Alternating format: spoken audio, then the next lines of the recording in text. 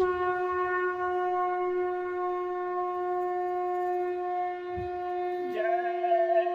गुरुदेव। जय गुरुदेव।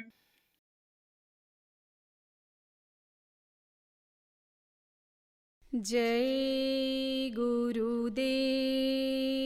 जय गुरुदेव। करे सतगुरु बेड़ा पार, चरण में लाग जरा। करे सतगुरु बेड़ा पार, चरण में लाग जरा। क्यों भटक रहा बेकार, चरण में लाग जरा। क्यों भटक रहा बेकार, चरण में लाग जरा। 9 महीने तक कष्ट उठाया, 9 महीने तक कष्ट उठाया। मुश्किल से मानव तन पाया। मुश्किल से मानव तन पाया। दिया गुरु ने दया अपार, चरण में लाग जरा। दिया गुरु ने दया पार, चरण में लाग जरा। बचपन बीताई जवानी, बचपन बीताई जवानी। देख बुढ़ापा अब हैरानी। देख बुढ़ापा अब हैरानी। जरा कर ले सोच विचार, चरण में लाग जरा। जरा कर ले सोच विचार, चरण में लाग जरा। भाई बेटों में भर माए, भाई बेटों में भर माए। ये सब तेरे काम न आवे। ये सब तेरे काम न आवे। सब झूठा संसार, चरण में लाग जरा। सब झूठा संसार, चरण में लाग जरा। सुमिरन साधन ध्यान लगा ले, सुमिरन साधन ध्यान लगा ले। अंधकार को दूर हटा ले। अंधकार को दूर हटा ले। गुरु कर देंगे उधार, चरण में लाग जरा। गुरु कर देंगे उधार, चरण में लाग जरा। नाम जो प्राणी रोज रटेगा, नाम जो प्राणी रोज रटेगा। सब बंधन का झगड़ा मिटेगा। सब बंधन का झगड़ा मिटेगा। मिले सतगुरु का दरबार, चरण में लाग जरा। मिले सतगुरु का दरबार, चरण में लाग जरा। ऐसा बन दीवाना गुरु का, ऐसा बन दीवाना गुरु का। होश रहे नहीं पल का दिन का। होश रहे नहीं पल का दिन का। तुझे मिल जाए दीदार, चरण में लाग जरा। तुझे मिल जाए दीदार चरण में लाग जरा। कलयुग में अवतार लिया है, कलयुग में अवतार लिया है। गुरु ने हमको नाम दिया है, गुरु ने हमको नाम दिया है। किया जन जन को होशियार चरण में लाग जरा। किया जन जन को होशियार चरण में लाग जरा। प्रेमी गुरु बिन ज्ञान न पावे, प्रेमी गुरु बिन ज्ञान न पावे। चाहे जितना जग में भटकावे, चाहे जितना जग में भटकावे। तेरी नाव फंसी मझधार चरण में लाग जरा।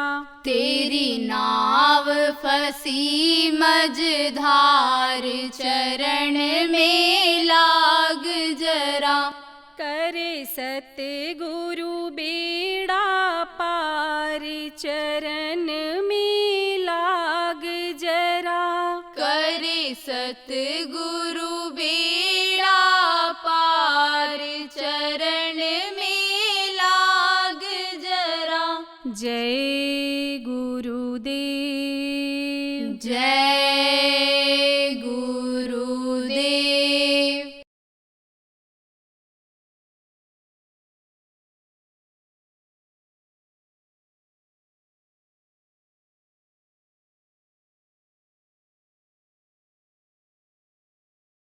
तो बालक बुखारे का बादशाह सुनता तो सब था, लेकिन समझ में कम आता था।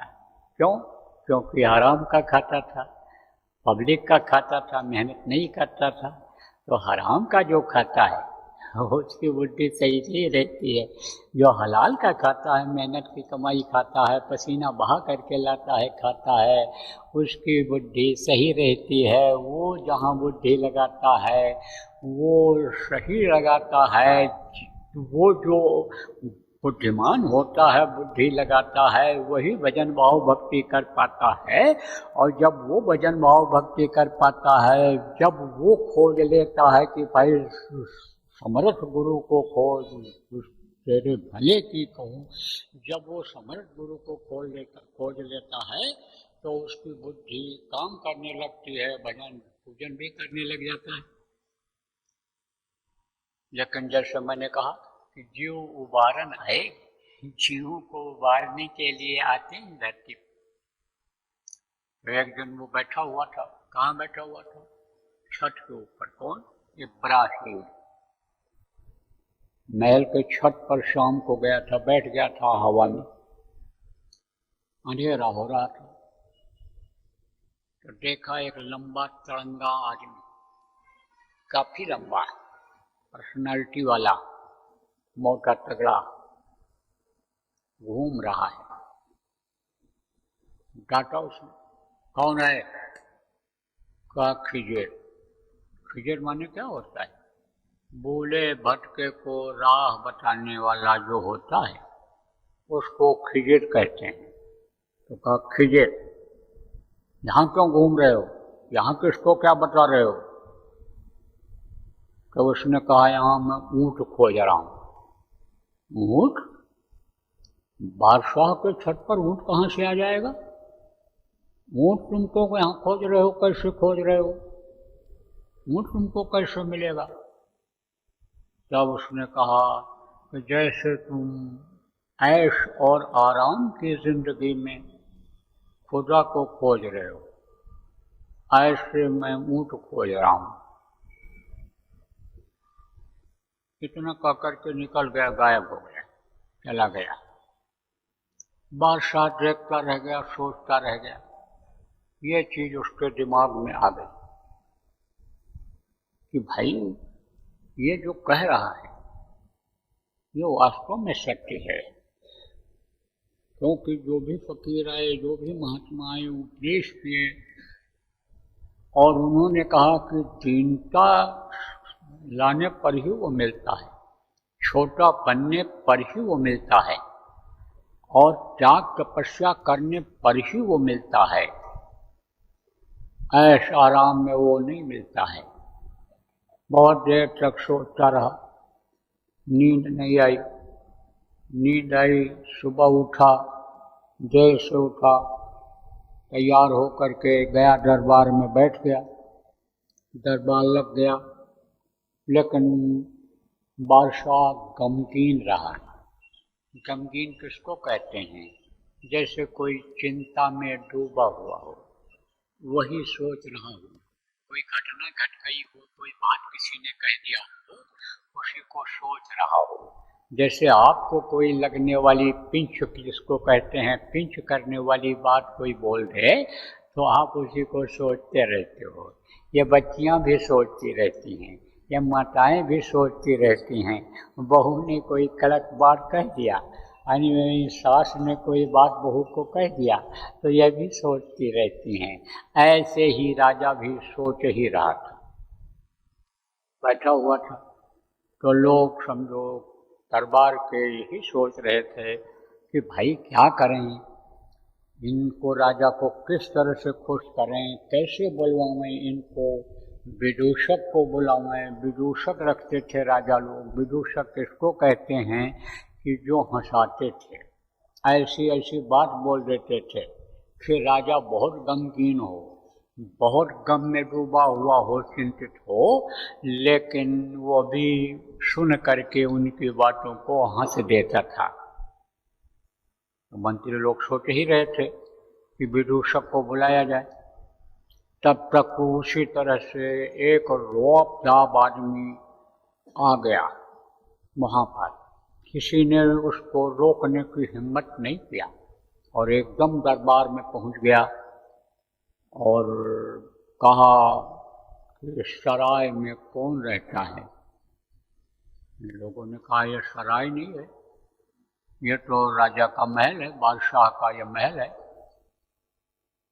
तब उसने डांटा जोर से, जो मैं पूछूं उसका जवाब दो। इस सराय में रहता कौन है? इस सराय में ये कौन रहता है यहाँ, ये बताओ। तो बादशाह हस्तक्षेप किया कि हमारे आदमी तो इसकी आवाज़ में दब जा रहे हैं, नहीं बोल पा रहे हैं।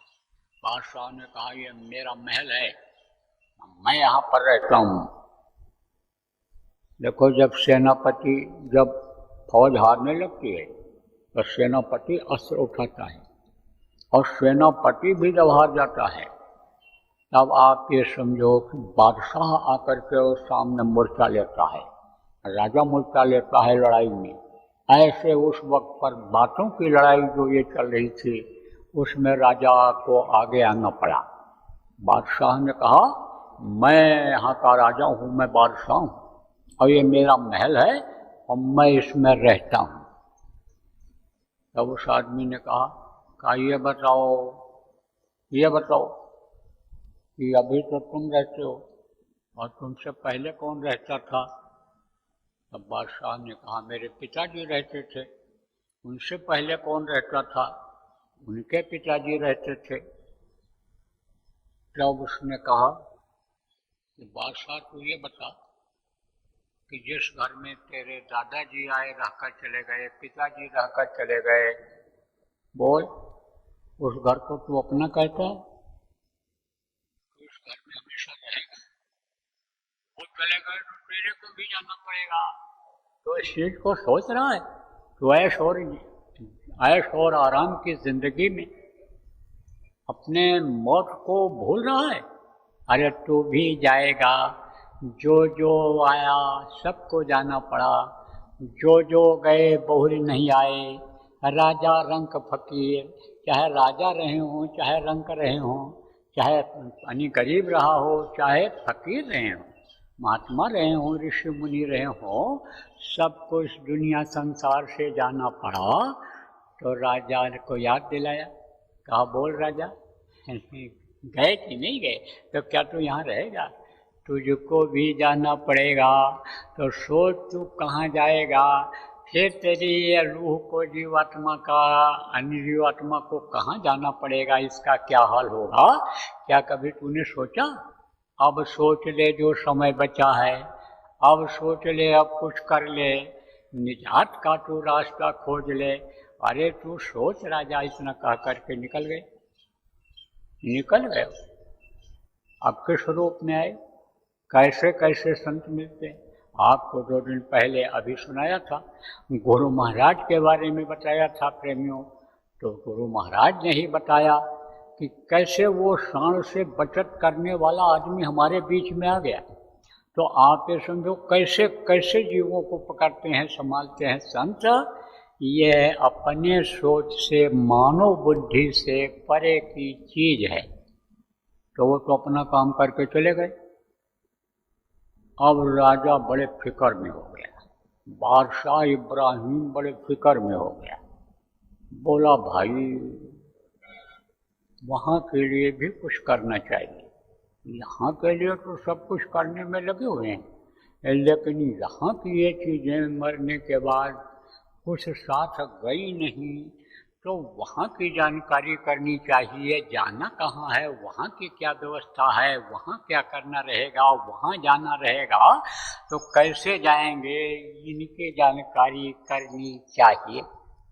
तो उसके लिए कोई कामिल मुर्शिद खोजना चाहिए, जानकार खोजना चाहिए, स्पिरिचुअल मास्टर खोजना चाहिए।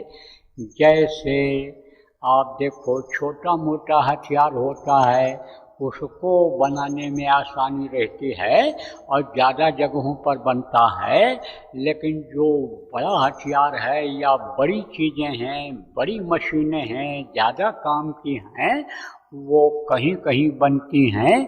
तो छोटी चीज़ को जानकारी तो सब जगह हो जाती है। मोटी बात आप ये समझो कि जैसे रोटी बनाना, दाल बनाना, साग सब्जी बनाना, ये तो बच्चियाँ सब जगह जान जाती हैं। लेकिन जब सिलाई कढ़ाई सीखना होता है, जब पूरी मिठाई बनाना होता है, तरह तरह के व्यंजन बनाने होते हैं, तब उनको स्कूलों में भर्ती होना पड़ता है। वहाँ जो जानकार महिलाएं होती हैं, जिनको टीचर, शिक्षिका यानी प्रशिक्षिका कहते हैं, वो बताती हैं, वो सिखाती हैं, तब वो जान पाती हैं। तो उसने कहा भाई वो तो कोई ज़्यादा जानकार जब होगा उसके पास जाना पड़ेगा। पता लगाने लगा, पता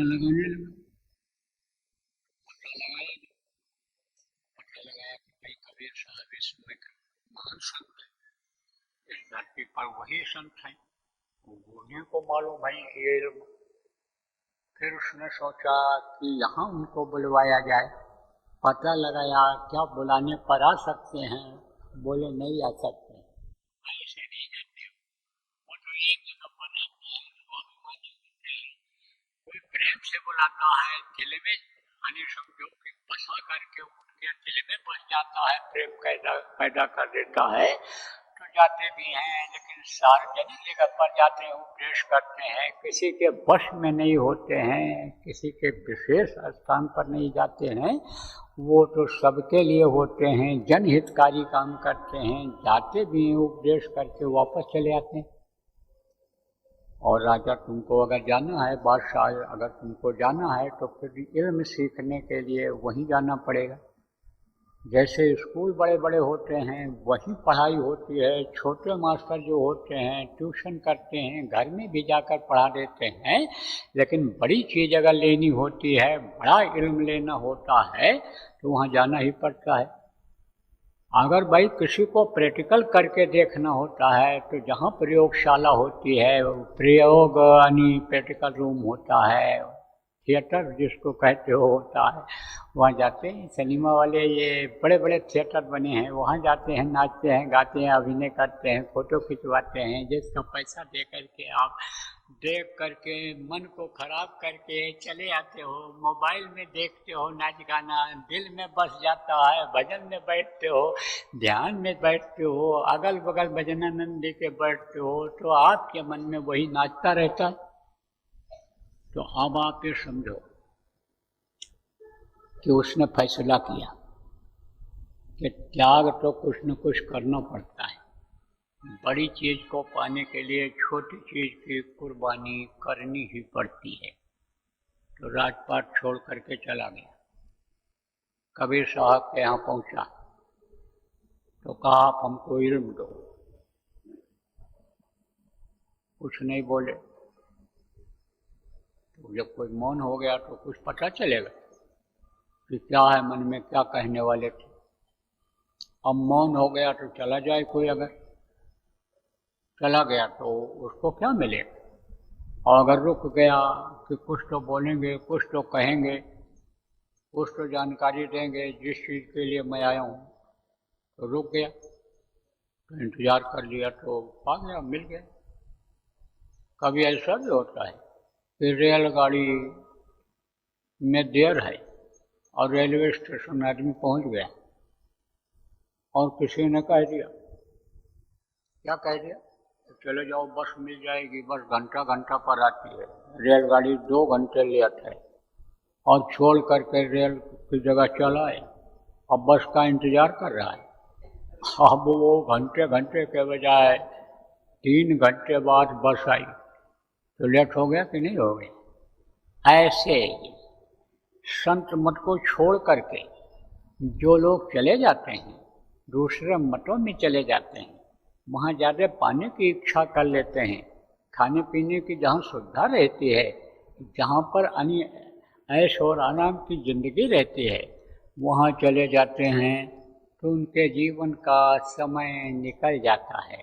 जो दिखावटी में फंस जाते हैं, थोथा में फंस जाते हैं, बातों में फंस जाते हैं, वो अभ्यास नहीं कर पाते हैं, वो उसी में उलझ जाते हैं, भजन ध्यान नहीं कर पाते हैं। तो उम्मीद बनी, किसको उम्मीद बनी? राजा को, कि बोले नहीं है तो अब कैसे माना जाए कि ना कर रहे हैं, कि हाँ। अब वहाँ रहा तो कहते हैं कि देखे देखा पुण्य और देखे देखा पाप। पापी का अगर साथ मिल जाए तो पाप आने में, पाप करवाने में, करने में देर नहीं लगती है। और पुण्य आत्मा कोई मिल जाए, कोई साधक मिल जाए, साधना करने वाला मिल जाए, गुरु भगत मिल जाए, तो धीरे धीरे गुरु भक्ति आ जाती है। और मनमुखी भगत मिल गया, भगत तो है लेकिन मन में राम बगल में छोरी। अगर समझो दिखावे की भक्ति है लेकिन मन अगर कपटी है तो समझो कि वहाँ धोखा हो जाता है। तो रुक गए, देखा वहाँ की व्यवस्था। तो जैसे अब देखो घंटी बजी तो जमीन में ये बिछा हुआ है तिरपाल, और ये जो तिरपाल बिछा है घरों में आपके यहाँ इससे अच्छा सबके यहाँ बिस्तर होगा। ऐसे तिरपाल पर सब लोग घरों में नहीं बैठते होंगे, कुछ न कुछ नीचे बिछाते होंगे, तब भजन ध्यान करते होंगे, सोते होंगे, बैठते होंगे। लेकिन ये बिछ गया।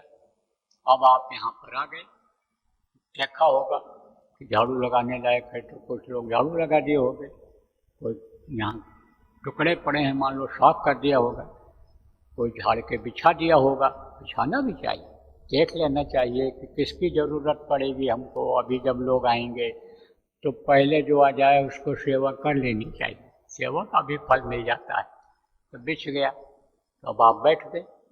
अब सब लोग तो एक ही तरह के हो नहीं, इनमें कुछ पैसे वाले लोग हैं, ज़्यादा पैसे वाले लोग हैं, कुछ ऊंचे वहदे वाले लोग हैं, कुछ का कारोबार अच्छा चलता है।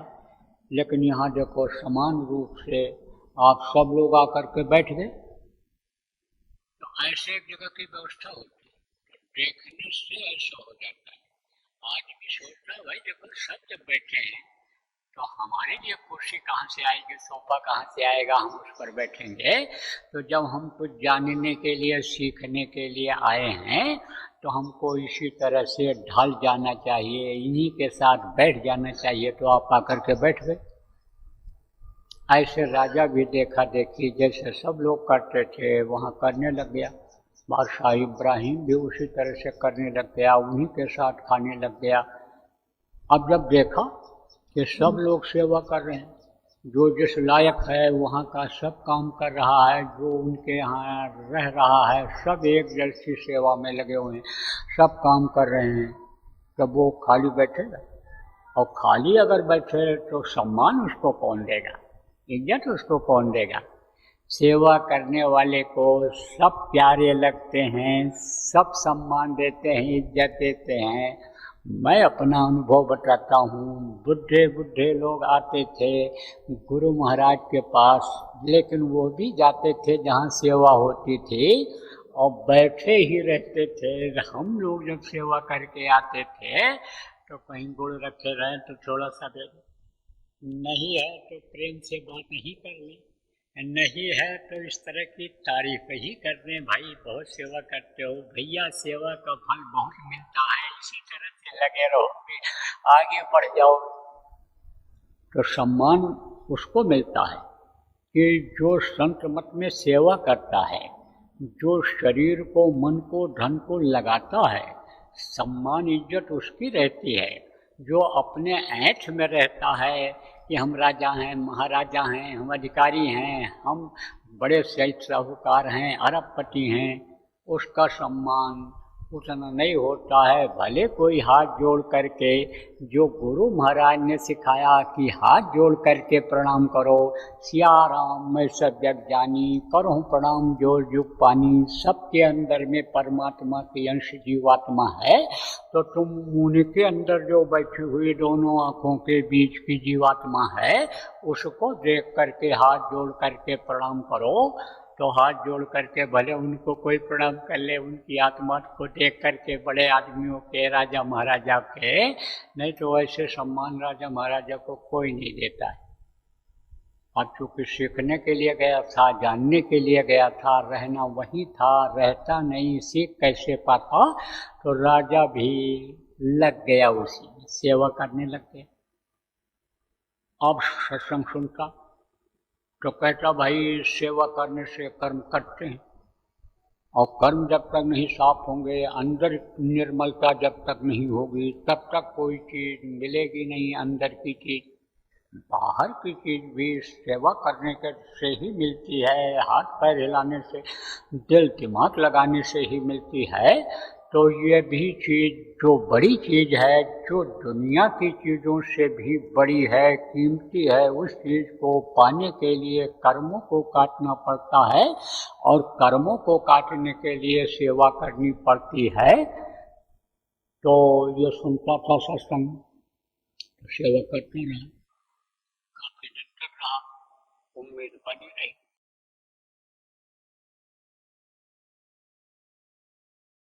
योजना जो भी बनाए हो, इसको लागू करो, इसको बढ़ाओ, और एक धार्मिक वातावरण तैयार कर दो, आध्यात्मिक वातावरण तैयार कर दो, शाकाहारी नशा मुक्त बना दो लोगों को, आप समझो चरित्रवान लोगों को बना दो। जब ऐसा समाज बन जाएगा तब समझो कि कलयुग पर आपको विजय मिल जाएगी। तब काल माया कुछ नहीं कर पाएगा। जब आपके अंदर निर्मलता आ जाएगी, लोगों के अंदर निर्मलता आ जाएगी, गंदगी जब साफ हो जाएगी, तब आप ये समझो कि तन मन से सच्चा रहे और सदगुरु पकड़े बाँह। गुरु महाराज जो काम छोड़ करके गए, उस काम को पकड़ लो, वही गुरु का बाँह पकड़ना हुआ, वही गुरु उसी का बाँह पकड़ेंगे। जय गुरुदेव। सरकारी व गैर सरकारी अनुदान के लिए बिना सत्संगियों के सहयोग द्वारा जनहित के कार्यों में लगी हुई बाबा जय गुरुदेव धर्म विकास संस्था का मुख्यालय पिंगलेश्वर रेलवे स्टेशन के सामने मक्सी रोड, उज्जैन, मध्य प्रदेश में है। यहाँ पर सत्संग व नामदान का कार्यक्रम होता रहता है। अतः आप श्रोताओं से अनुरोध है कि बाबा उमाकांत जी महाराज के आश्रम उज्जैन एक बार परिवार सहित जरूर पधारिएगा। आपके सुझाव के लिए व्हाट्सएप नंबर 9575 600700। जय गुरुदेव।